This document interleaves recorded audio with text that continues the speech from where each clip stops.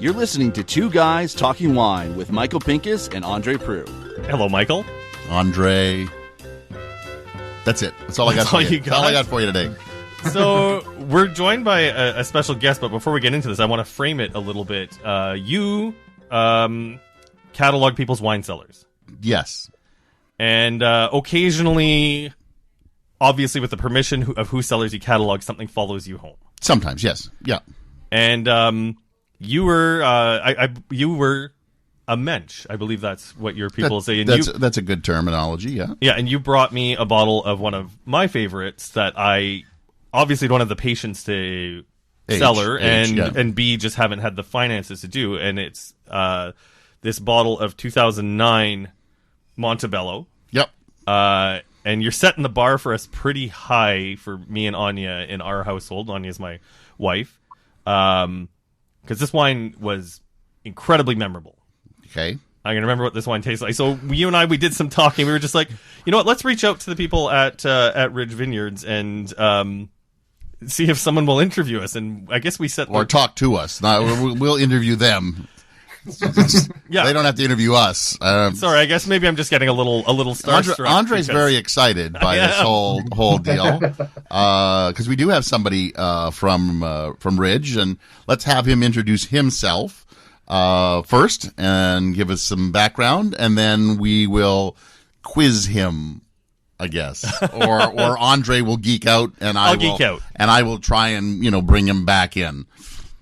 Fair enough. Well, thanks for having me, guys. I'm John Olney. I'm the head winemaker at Ridge Vineyards. I've been with Ridge now for almost 25 years. Wow. Before I joined Ridge, I got into the wine business and the import business, working for an importer in California, Kermit Lynch. So I sort of cut my teeth on a lot of European wines. And when I got to California, started looking for a job in the wine business, I found that Ridge wines were a little more appealing to me, maybe a little bit more of a restrained style, not really going necessarily for the bigger is better kind of bold move. And that's what drew me there.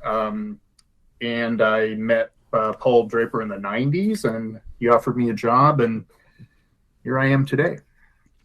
All right, so that's 25 years. That's a long time to be in one winery, right? So we have a long tenure at Ridge. So he would have made this 2009. Yeah, you would have made this 2009. Wait, but how long have you been the head winemaker? Yeah, that's a good Ridge? Point. Sorry. Yeah, I've only been head winemaker for about 2.5 years. So you were there for the 2009. Yes, is basically what you're saying. So what were you doing in 2009? I should ask that. Well, in 2009, I was in charge of the Lytton Springs winery. So my focus was more on the Zinfandels that time, where you were, Andre. But we all participate. Montebello was certainly the most. It's the one that we put the most effort into in terms of blending, in terms of assembling the wine, and it's really a whole wine team effort. I've had many a Lytton Springs wine, so I like those wines. I like those wines. I also am a big fan of the facility, and I'm sure we'll get into, because one of the things that drew me to the brand in the first place was I'm a sucker for a good label. I think everyone who's listened to this podcast is probably sick of me talking about how much I love a label, and it's just the iconic Ridge labels. The first time I went to California was in 2015. I'm so old I can't remember when, but I drove down there. I drove down there and visited Lytton Springs, was working on a radio salary, didn't have a lot of money in my pocket, and was warmly received by your staff. But it's something, when you set your foot in the tasting room at Lytton Springs, you can see that it's like the Montebello is an icon wine. It is not a wine that everyone can afford. It's not a wine that everyone can open on a Friday night. But the experience that you get visiting Ridge is very much like, mothers and daughters going and tasting wines for their weddings that they can afford, and like dude bros just out checking out what's happening in Sonoma County. And it's just like, are you going to ask John a question here? Yeah, I guess the question I'm just going is, it's just like John's here, right? We're here to talk about Montebello, but it's just like, how important is it when you work for a brand like Ridge? You talked about putting a lot of effort into the Montebello, but for the Three Valleys, which I think at the time I visited the winery was about $20. I think it's now about $30, which is still very good value. How important is it to put effort into that entry level so that someone new to wine gets access to your brand?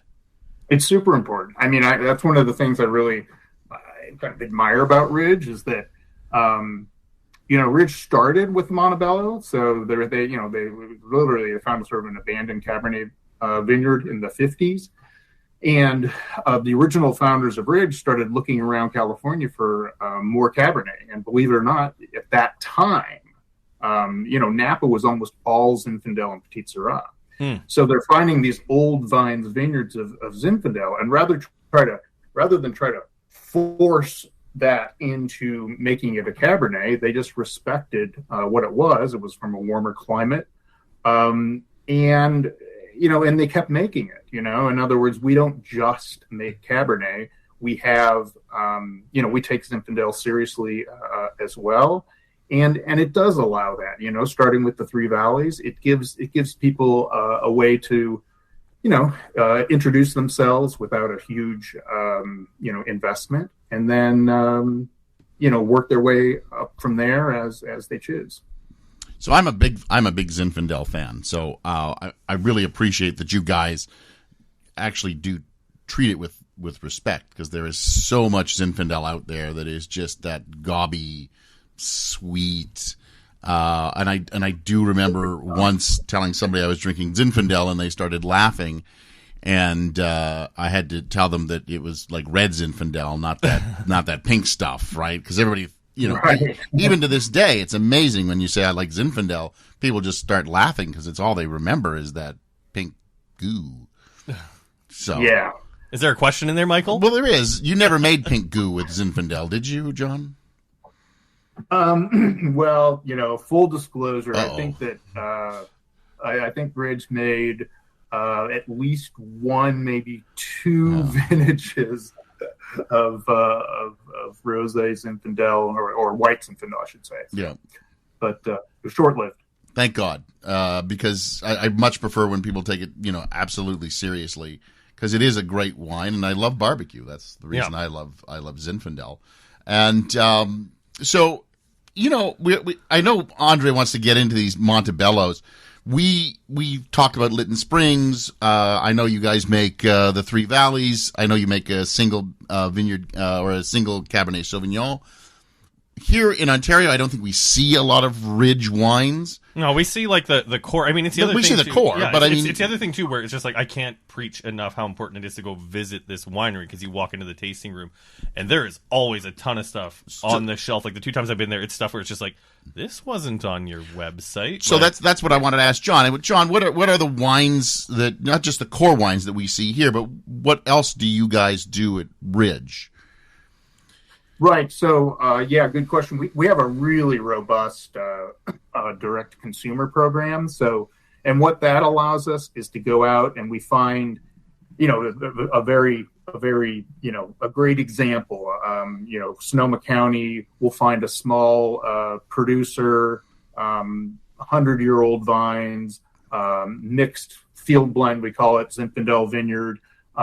But it's only 5 tons, right? So you're going to make, you're going to make 200-300 cases, and it just, that doesn't really work in terms of distributing that all over the country and into Canada. So those ones, we can sell right out of the tasting room, and it creates something exciting for people to come to the winery and be able to trace something that they can't find on the shelf. Interesting. Yeah, that is quite interesting. So Montebello, Lytton Springs, they're basically the core wines. What are the other core wines of Ridge? The Geyserville, in terms of Zinfandel, Okay. definitely. And then the, so to speak, sister wine to the Montebello is our estate Cabernet. So it's also from the Montebello vineyard. It tends to be the parcels that are a little, I wouldn't say, they're just we think that they mature just a little sooner. Sort of drink that while you're waiting for your Montebello. I try to. That's the one I try to keep in the house as someone who's impatient and It is the unfortunate thing. When you go to the States, you can usually find that for like $50, $60 US. In Canada, it's now north of 110 after taxes and everything. But even at 110, like, I hate how like snobby that makes us sound, but it's still an affordable luxury to buy 1 bottle or 2 bottles a year to tide you over till your Montebellos are ready. So a few years ago, I remember going down to Florida, and I went to a place called the Tasting Room, which is one of these places that has those, tasting machines that you put a few dollars in, and they give you a little. And I don't know what was wrong with the wine. It didn't taste like it was wrong, so that's the good news. They had Lytton Springs on for $20. Oh, geez. And I bought like 3 or 4 of them. So I knew that I was getting a good wine. I don't know why they had it for $20. That's not normal, is it there, John? Was it like a tasting or oh no, there was a whole bottle. Yeah, that's why I bought a bunch of them. But it was that's not normal at all. I'm not sure. Maybe they didn't know what they had, fell off the back of a truck. I'm not really sure. Maybe. But I was, because I saw that on their website and I was like, we got to go there. Because they have no idea what they've got. All right, so let's bring it back to talking about the 2 wines, the reason why we reached out to John and you were kind enough to join us. So when we tasted that 09 Montebello, supremely memorable, but I think the important thing for someone like me, it was still youthful and vibrant. I don't like old wine. I am unashamed in saying I don't like when my wine tastes like a baseball glove. I don't like it when my wine is all dried up. I still like it when the fruit is vibrant and fresh. When we opened this bottle, the tannin was silky soft, like it rolled off the back of the tongue, and it just had this intensity. This particular one is 72% Cab Sauv, 22% Merlot, 6% Petit Verdot. What can you tell us about 09 as a growing year? And I guess we'll do follow-up questions after that instead of me asking 3 at once like I usually do. Yeah, let's do that. Well, a couple things. I mean, 09 was really, it's kind of one of those kind of magical years. I sometimes I call them get out of the way years, where the grapes were in perfect balance. We had great acidity. There was some good brightness to it, but still, again, in that kind of a more restrained style. So we had really, really elegant tannins. So it was a really tight knit wine when it was young. And to your point, Andre, that I totally agree. I think that I think that there's sometimes it's easy to get caught up in sort of the idea that the older the wine, the better it is, and that isn't really all the case. And often, like you say, once the fruit starts to wane, it starts getting a little, it's missing an element, right? And it really maybe it isn't even as interesting as it was when it was young.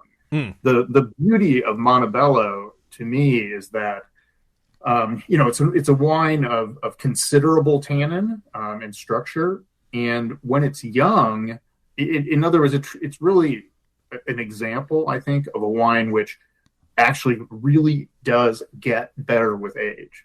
And what I find that's really exciting about it, and to your point about the 09, is that it's usually around 10 years where the fruit starts to actually emerge as the tannins start to soften, which is a little bit of the opposite of what most wines do.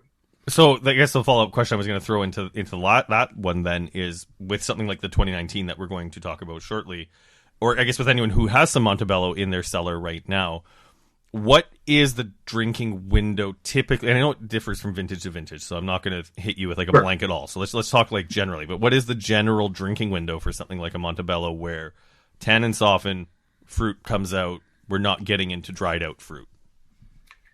I think, I would say up to 25 years in any vintage. Holy crap. What was it? I'm trying to remember. Oh, we had our English importer was actually visiting us a week and a half ago, and I was having lunch, and Paul Draper came down, and we opened up a Magnum of 1972, and it was pristine. I mean, it was fresh, really an amazing wine. So, yeah, it's you just don't see that often, and that's really one of the remarkable things about that wine. It's actually funny that you talk about like the maintaining the freshness. It was strange because I said I don't like old wines, but the night that we opened up the 09, Michael actually brought an Australian wine that was a quarter century old. Correct, 25 years old. It was from Yalumba. It was their Octavius Shiraz, which is from their oldest vineyards, and André was like, "This is not going to be good," and it was just an absolute pristine condition. It was just amazing. But to your point though, like that doesn't happen often. Like those are very, very rare wines, like to the point where it really is. I mean, in my experience, we're talking about the 1 and the 1.5% of all the wines that are made. It's pretty rare. Yeah. Correct. And that people would hold it for 25 years is another. Right. Right. So they say about, wine collecting, the longer obviously you hold it, the more rare that wine gets, obviously, because there's now less and less and less bottles of it. Yeah. But there are very few people in this world who are holding things, 25 years. Well, I guess speaking of 25 years or lack of 25 years, let's slide into the 2019. Well, the first question that I think André had about the 2019, and I think I answered it, but, I might as well go right to the source. Your capsule is like half the length. I have an idea of why it is, but I might as well have, the expert tell me why it is, unless you want me to tell you what I think, and then you can tell me I'm wrong or right. No, go for it. Yeah, let's hear it, Michael. So it's so you can see the branded cork. You can see the year. It is a counterfeit issue, if I'm not mistaken. Well, I guess half and half. In other words, it is. We do it so that you can see the brand. Correct. And sort of look at it and you're like, oh, it's Ridge. It's not a counterfeit measure. We take other measures for that, but it's because that's it's. You can actually, you can take the capsule off and you can see if it says Ridge or not. So, yeah, so that's right. But my understanding was that some of these were counterfeit measures, so you can see the year that anybody can change. He answered that. I got it, but it still didn't answer why it's a half capsule. I guess that's true. So the consumer can see the Ridge. It's just okay. Being able to see the. So, it wasn't as a counterfeit measure. It was just as it was a stylistic thing. Stylistic. There we go. Oh, okay, got it. All right, gotcha. And okay, so let's move into growing year. I mean, it's kind of funny when you talked about the drinking window, answering the drinking window question. Is it really does? For those listening to this podcast right now, the 2019 describes exactly as John would. Like the tannin is crazy high. The acids are crazy high, like to the point where it's surprising. So 13.7% alcohol. But it's just like, I just wanted to ask because I know this is going to morph into that wine, like you said, in I'm going to guess in 10 to 25 years, maybe even a bit longer with how the acids attack. The question I have is can you just tell us a little bit about 2019 as a growing year? Yeah, so 2019 was, we'd had several years. We had some drought, we had some short years, and then 2019 was sort of a rebound year where we actually had really good yields. Not crazy, but the wines were like you said, there's plenty of tannin there, but they are actually a little bit more forward in the sense of there actually was a little bit more fruit going on there. So, they were. A lot of people enjoy drinking it right out of barrel more than we usually would. I don't think that for me that doesn't. It kind of reminds me a lot. Paul Draper used to talk about the 1991 and said that it was one of the vintages that it wasn't the biggest vintage, but it was super balanced. And a lot of people thought because it was tasting good when it was young that it would never age.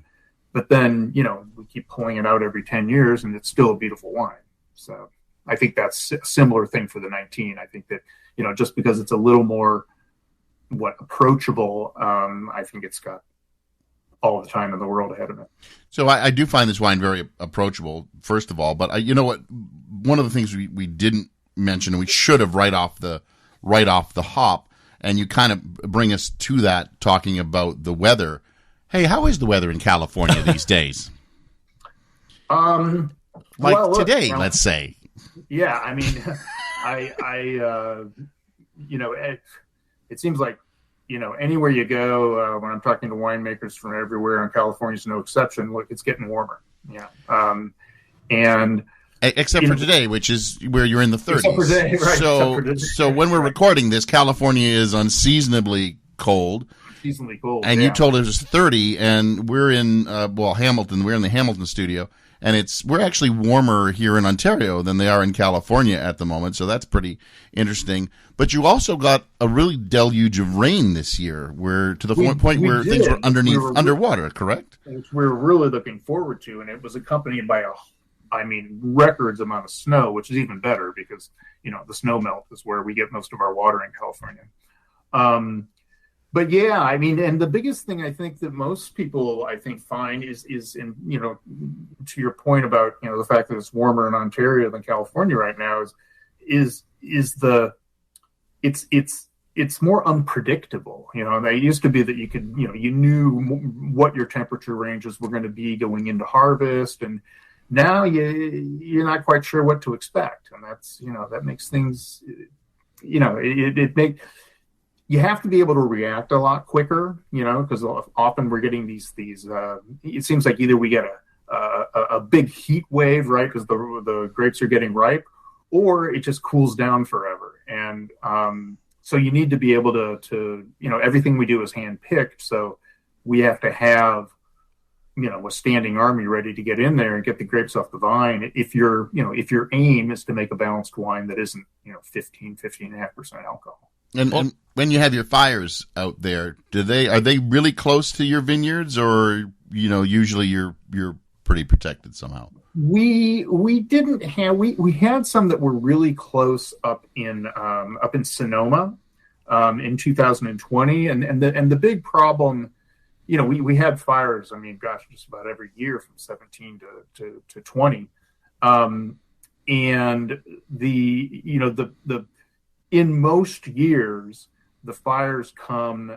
at the very, very end of the season, because the winds shift and they start blowing from the desert towards the west, and they bring in this hot air, and that's what fans the fires. What happened in 2020 was we had fires that were started by lightning, and they started in late August, so the grapes were still on the vine. Usually the grapes are off the vine, and the smoke is, it's unfortunate and makes it not very fun to breathe, but the grapes are in the winery and everything's good. The issue with 2020, if you were really close to the fire, is, the grapes can absorb some of the smoke. Mm-hmm. And, there were vineyards that, a lot of people didn't pick. There were some that we didn't pick. Interesting. I mean, that's something we deal with a lot in Canada, up in the Okanagan, where we hear about the smoke taint, and I know that's something the winemakers there are really, really preoccupied with trying to mitigate. I guess once again, taking a look at the back and forth, you said it's important to be able to react quickly at a standing army ready to get into the vineyards to do the hand pick. What would you say the biggest change has taken place at Ridge Vineyards between, I don't know, let's just say over the past 10 years, between 2009 and 2019 in the vineyard, to help be prepared to deal with the unpredictability of the climate? Well, definitely staffing up, because that has become a more difficult. It's harder and harder to to get to find people to pick. I think the other things are that we've really we've made a lot of improvements also to our winery, so that we have a lot more. We almost have an excess of tanks, so that when we do bring everything in, I mean, we can bring in 25% of the harvest in a week. So they're really that being able to sort of absorb a lot of grapes at once is become really important. And how long is the harvest? Because I just got back from Italy, and it's interesting to, we here in Ontario have the longest grape harvest in the world because we have to include ice wine in it, so it can be up to 6 months. In Italy, because they, really compress how many grapes you can actually have, they actually regulate it. Sometimes you're talking to a winery and they go, yeah, we start at the beginning of September and we're done, by the middle or the end. So, 30 days. Where does California sit as far as, that length of harvest? It depends a little bit on the makeup of the grapes that you're growing. For example, if all that we grew was Zinfandel, then it would probably be 5 to 6 weeks. right? Because it's one variety subject to more or less the same climate. But the fact that we also make Cabernet at Montebello, that really extends it, because Cabernet and also at Montebello, because we have the proximity to the Pacific Ocean, so it's almost like this air conditioner over the vineyard. That changes everything. So I mean that extends. We'll start picking Montebello at least 2 to 3 weeks after we've already started Zinfandel. So that extends it out over a full 2 months. Now, you've talked about your own background and your connection to old world wines, and I guess your formal education is informed by the old world. Like, I'm guessing largely beyond 25 years of on-the-job experience in California. Do you find that the winemaking at Ridge is more informed by old world style of winemaking versus, I guess, what consumers might come to expect from California, or is it something that's been sort of a moving target as consumer tastes have changed over the years? Definitely the former. Paul Draper, he spent a lot of time in Europe. That's where he learned about wine, especially in Bordeaux. It's Paul sometimes likes to say that, we've never hired a winemaker with an enology degree. I think, and I have lots of friends who have enology degrees. They're wonderful winemakers. But I think maybe the point being a little bit that it's a little bit of the nature versus nurture sort of thing, in the sense that I sometimes call the winemaking at Ridge sort of faith-based winemaking, in the sense that, we're going to we trust that the process, we've been making, Ridge we're in our 60th anniversary. Okay. We've been making wine from Montebello from the same vineyard. So we have faith that, we don't have to add yeast. The process is going to work. And we don't need to add malolactic starter, enzymes, so on and so forth.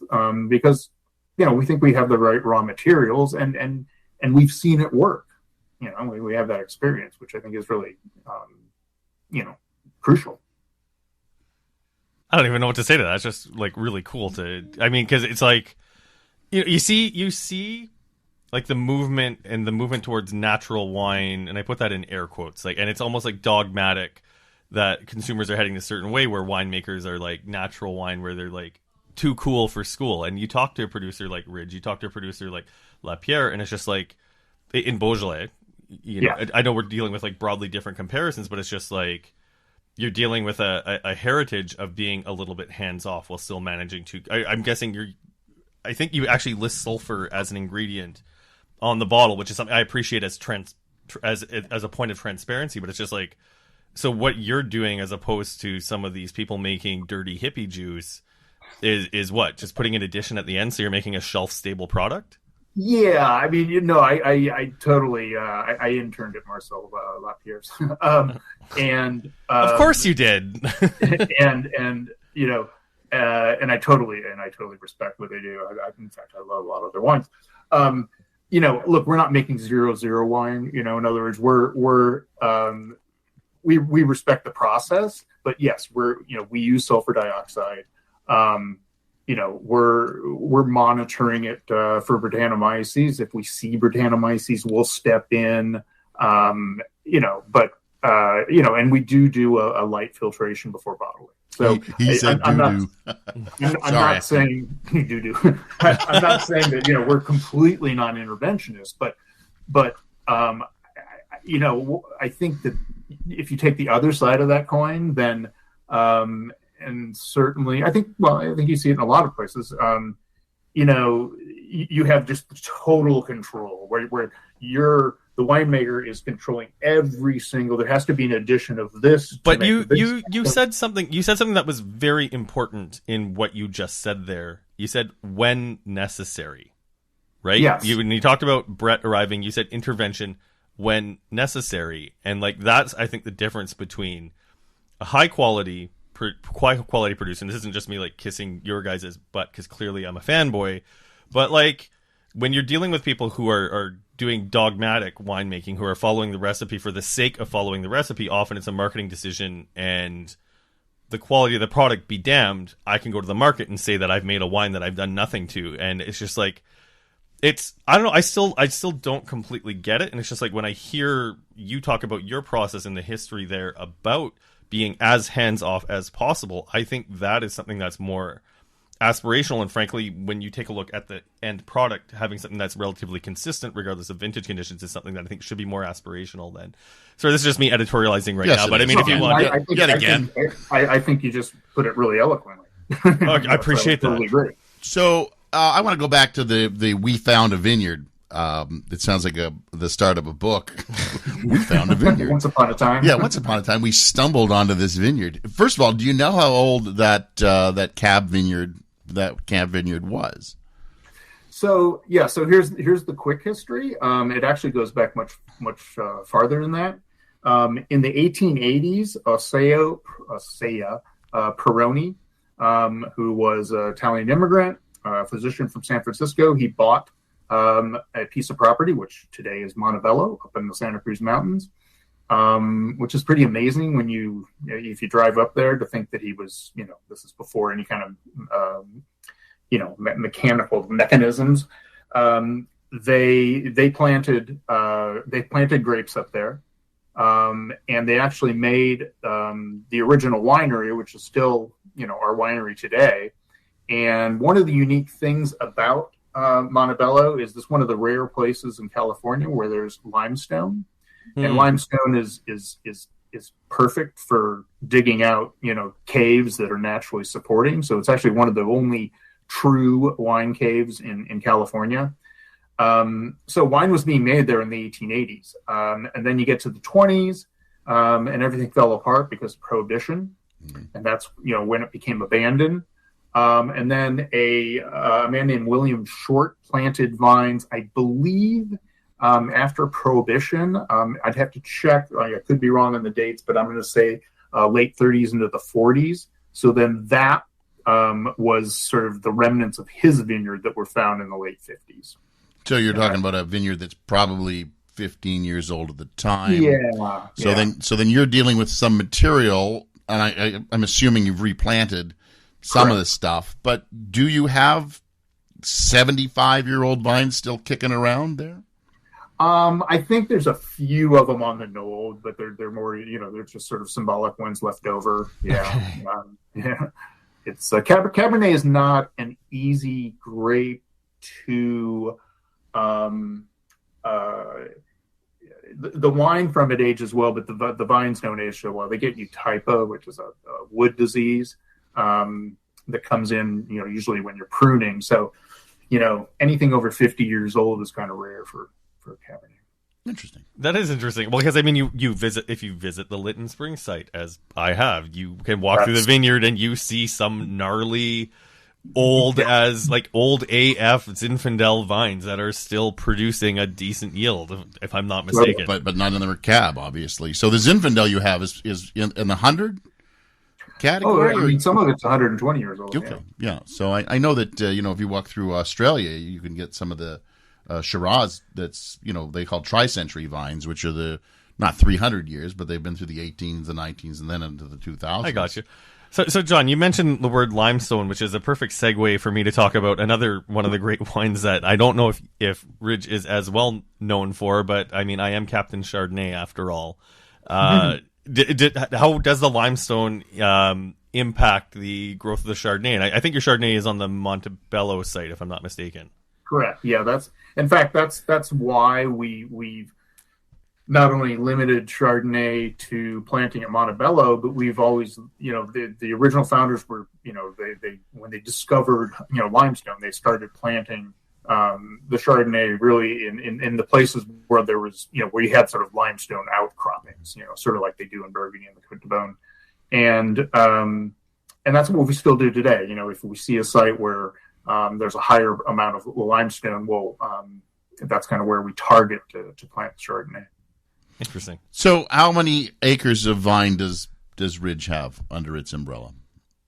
Under the whole umbrella? Well, in Sonoma County, we we own or lease about 300 acres of vines, and Montebello is a little trickier because it's all terraced. It's all so you plant. You plant 90 acres and you get about 65 in terms of what's planted. Interesting. All very interesting. Andre, do you have any more? No, I actually really, really appreciate you taking the time to sit down and talk with us about the wines. I actually did. I know we talked about cost, but I did manage with a group of friends. I have a group of friends where we pool our money to buy choice bottles, and I think they're going to be very disappointed when I go back to them and tell them we can't open our 2019 Monte Bello that I bought for another decade, because we were hoping to. I don't know. I think this wine is very approachable now. I would agree with John that this one's probably. I think it's lacking the depth. Like the 09, the 09 was epic. Like the moment that hit your mouth, it was one of those ratatouille wines. Like the moment when Anton Ego puts the ratatouille in his mouth, and you're just like this is what this is supposed to taste like. The 2019 is not there for me yet, and I'd rather strap in and wait the 10 years. I don't think you do it. I know you. You don't do it. So I'm gonna answer. He's probably right. John's question though, because although we are not a video podcast. John did make mention that Andre is wearing a Toronto Maple Leaf shirt. I am. It's a jersey. I love it a lot. And I will tell John that he did get a bowl of soup with that. So, yeah. So I don't get the reference. It's a soup kitchen thing. You get something to wear, and you get a bowl of soup. So, yeah. That's John, the only reason. That's the only reason I can assume that somebody would wear a Maple Leafs jersey.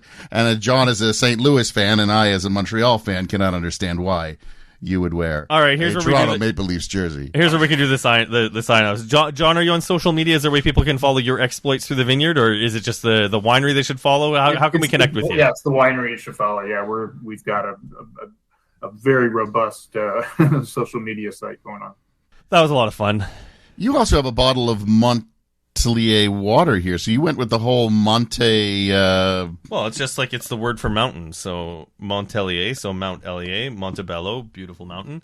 Correct. So you went with the whole mountain theme on today's podcast. So I'm very proud of you. I am excited that I actually have a bottle of this Monte Bello in my cellar. And just to say that, the Leafs have a mountain to climb, because when they get to the playoffs, I'm André Prue. You can follow me on social media at André Wine Review. I'm Michael Pinkus of michaelpinkuswinereview.com. Support us on Patreon. Check the show notes. I'm actually using them now, so you'll be able to find Ridge Vineyards' social media and their website.